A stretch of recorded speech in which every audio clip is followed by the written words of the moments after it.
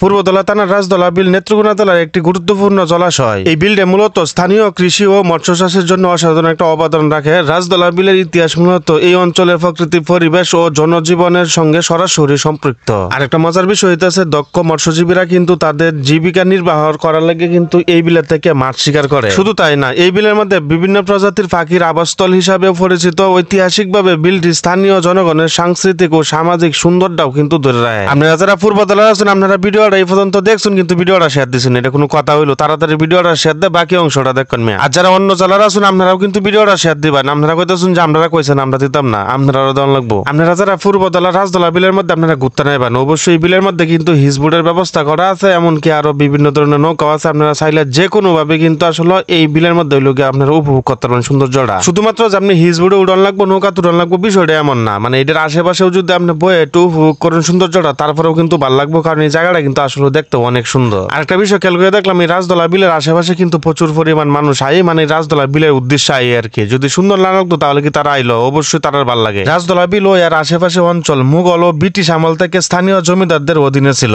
1971 সালের মুক্তিযুদ্ধের সময় নেত্রকোনা বিভিন্ন জলাভূমি ও বিল মুক্তিবাহিনীর আশ্রয়স্থল হিসেবে ব্যবহৃত হয়েছিল। রাজদলা বিল সম্ভবত এই ইতিহাসের একটা অংশ।